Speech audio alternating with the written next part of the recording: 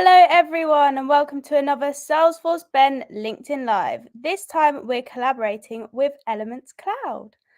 So we'll just give everybody a couple of minutes to join and then we'll get things kicked off. But please let me know in the comments section where you are tuning in from today. Perfect.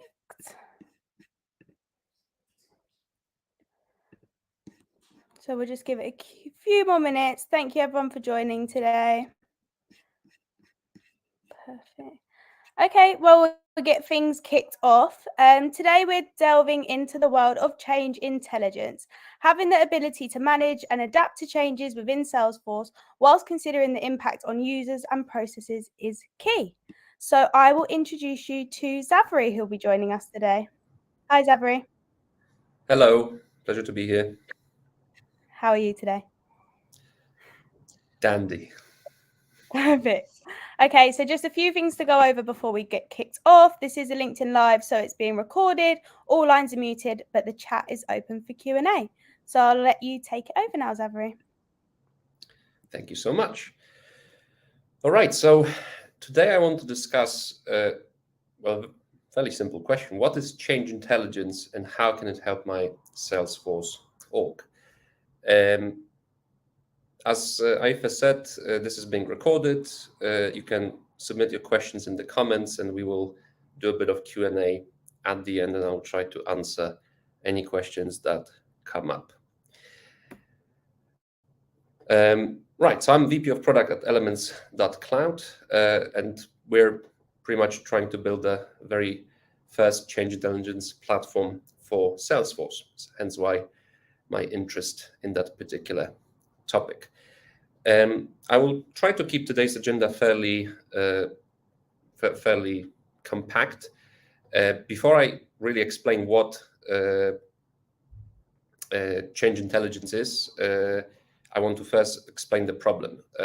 Why most digital transformations, most change projects fail. Why is change so hard and how can change intelligence help?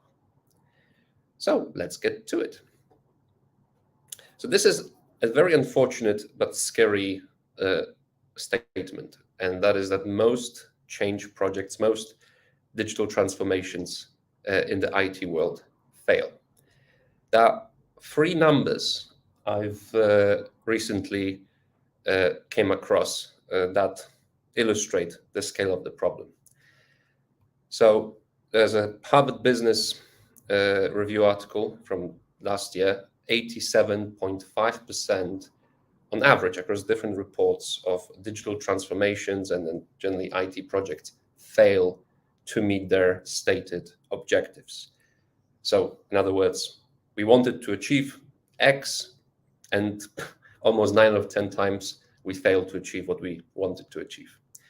But that doesn't necessarily mean that that project or digital transformation was a total failure. It just means it didn't meet the exact target or KPI, but it still might have added some value. In that regard, the next number is actually a bit scarier.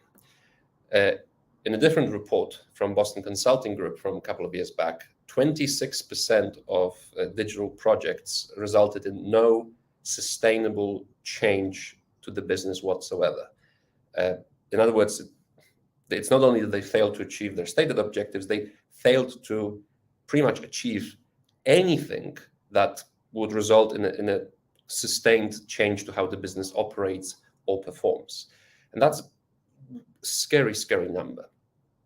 And to put those abstract percentages into whatever financial matter, 900 billion is what was estimated in 2018 as the money that went to IT projects that failed to achieve their stated return on investment out of, by the way, total 1.3 trillion invested that year.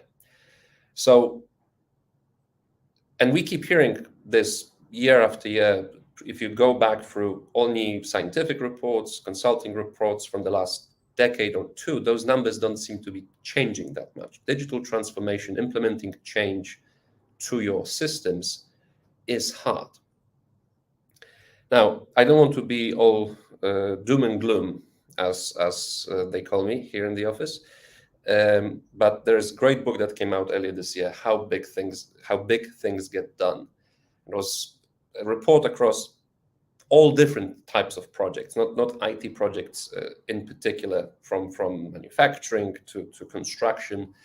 And it was fascinating to see that this problem is actually pretty universal across any industry. And across 16,000 studied projects, only 0.5% deliver the trifecta of expected benefits, unexpected budget, and timeline, which is not surprising, probably to most of us, and yet extremely terrifying if you're a business executive planning any big changes to your business. Which begs the question: why is digital transformation on the one hand, but any change project so hard? Like why do these numbers look so scary? And the answer is actually fairly simple. Across different reports, across different papers on the subject, including the book I just mentioned, the root cause almost always is the same, which is fundamental lack of planning. People tend to jump from initiation, from first planning to do a project and just, let's say, project charter, objectives, kind of the basics, and jump almost straight into configuration. It doesn't mean necessarily starting to code and develop straight away, but pretty much we start the project and we commit to implementing the project on a specific timeline, on a specific budget. Let's go. That seems to be pretty much the norm. As a result, planning and analysis, upfront planning and analysis, is not nearly rigorous enough as much as it should be. And therefore, the true risk and cost of change is not understood. And what that means basically is we want to implement some change in our business, some change in our systems. Okay, let's go do it. But if there was more planning, more analysis, impact analysis done before we actually commit to the project, we would actually understand much more accurately the true cost, the true scope of what is involved in implementing that change.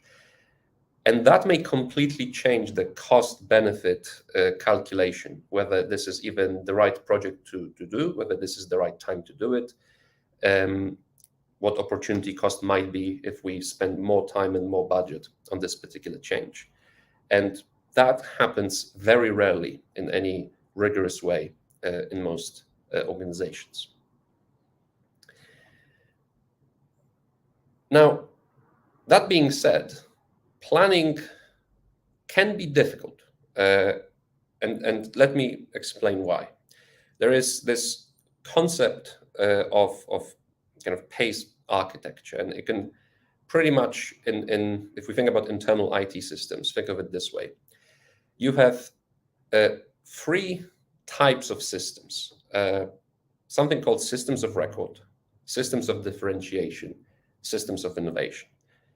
What that pretty much means is some systems in your IT stack, in your system landscape, contain the most fundamental data for your business. If anything goes wrong with this system, if there's any error, any mistake, the impact can be catastrophic. Therefore, the risk of changing it, and as well as the risk of changing such a system, is huge. And therefore, you need to absolutely ensure you've got extreme approval and reapproval and testing and retesting processes in place. And you're not supposed to change that foundation of your business that often.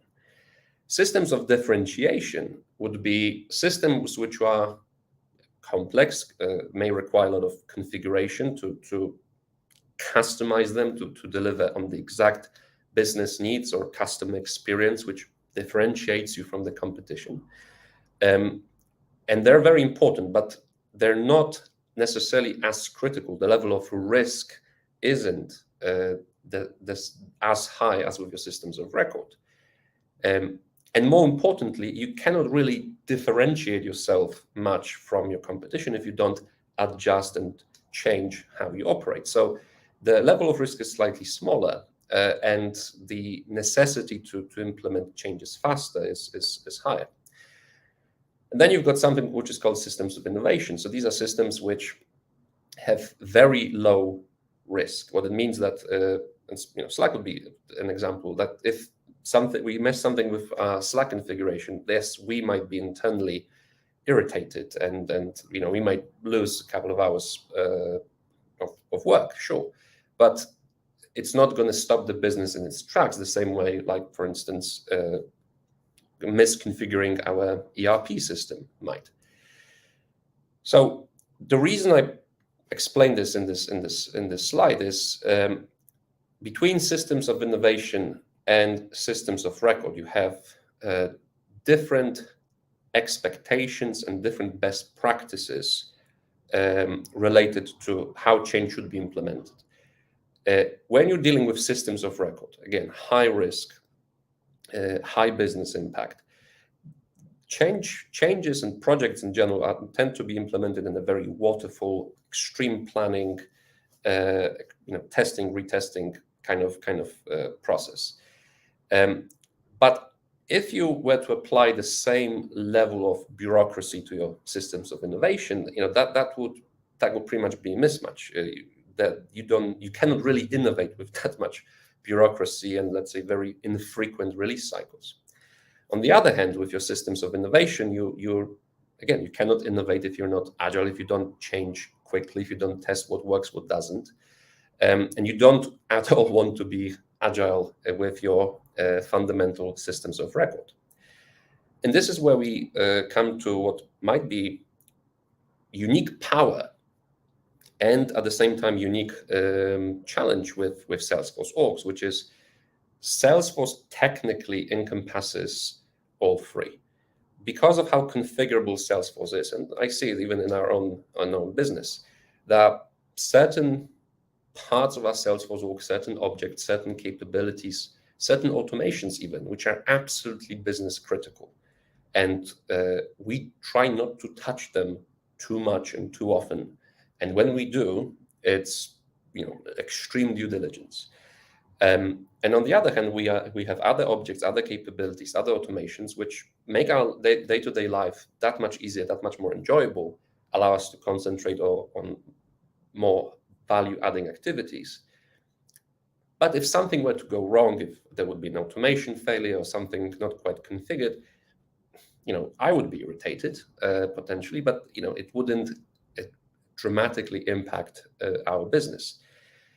And within a platform which is so rich, so configurable, and so powerful, understanding which change, which project needs to be done more slowly and which one should be done more quickly, is a challenge. Which brings us to change intelligence. If we think about and this is just one representation of the software development lifecycle, it consists of certain phases. There's the change intelligence part of the cycle, there's the DevOps part of the cycle, and then there's the monitoring part of the cycle. So when we talk about change intelligence, we talk on the one hand both about the capabilities, but also the process of implementing a change that pretty much happens before you get into development and delivery. The way I like to define change intelligence is that it's the ability to capture knowledge about the business and systems configuration, and then use that knowledge to decide how the business change is to be executed most effectively. Now, what that means in practice, let me walk you through a scenario right now.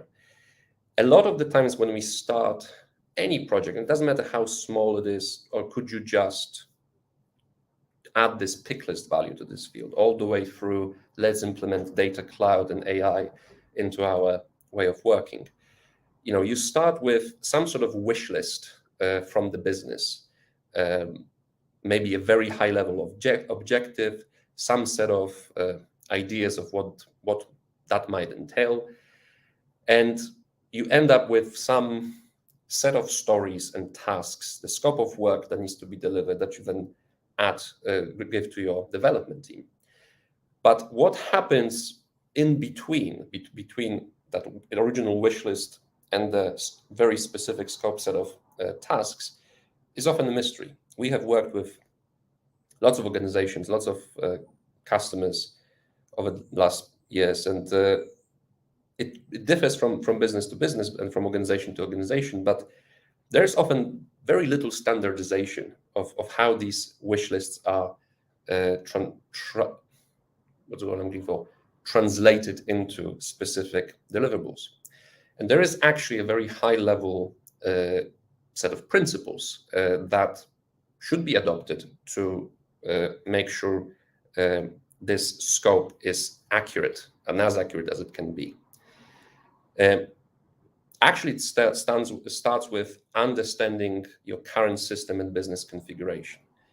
So you end up with this as-is state of your org. That's pretty much what I mean when I say ability to capture knowledge about your business and systems configuration. Because if you know what you have, the as-is, and you start capturing what needs to be changed, the to-be, you can start making some comparisons. The other big step is, pretty much why we have such an emergence and probably renaissance for business analysts in the Salesforce ecosystem.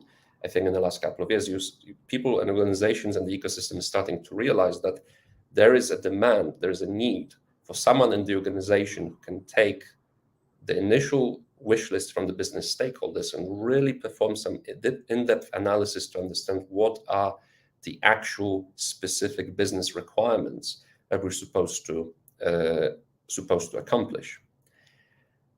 A very important skill is and capability as well to execute is ability to perform fit gap analysis. So fit gap analysis pretty much means I know what I have today. I know specifically what I want to achieve. I, in other words, have my to-be picture and my as-is picture, and I can compare one to the other and understand the gaps, understand what our systems support today and what our systems don't support, and that's what will need to be built. That fundamentally becomes my scope of stories or tasks. Then there's the design. We all know, we've heard it many times in the Salesforce ecosystems from a lot of great coaches, especially when it relates to architecture, data models, automations. Before you start building your automations, before you start coding, before you start building your flows, it's generally a great practice to first design them, to create the data model, to map out the automation logic and compare it and discuss it with your peers, to make sure all the details, all the subtleties of that are properly understood and captured. And then finally, once you have the understanding of what you need to deliver and how it should work, there's pretty much the almost most crucial step is ability to conduct impact assessment of planned changes. In other words, if we're going to implement that, how is it going to impact our org? How is it going to impact our way of working? How is it going to impact how the data flows through the org? How is it going to impact other automations and how it's going to fit into other automation processes we already have in place? And the key thing is that at any part of this process, you might find out that things are not as easy or as straightforward as they first seemed when we started with our initial wish list. And at any point, when we're doing fit gap analysis to define the scope, designing the solution, the architecture, the automations, doing impact assessment, at any one of those stages, we might realize that both the risk and, more importantly, the cost and the scope of what we actually need to do to make sure we deliver a functioning, working solution that addresses the underlying business need is far greater usually than we initially thought. And therefore, we need to plan either more time, more resources, or even decide whether this is worth doing in the first place. So that is pretty much my take and explanation on change intelligence. As I said before, we talk a lot about DevOps in the Salesforce ecosystem we have for the last couple of years. Change intelligence is an emerging discipline, an emerging way of thinking in the Salesforce ecosystem.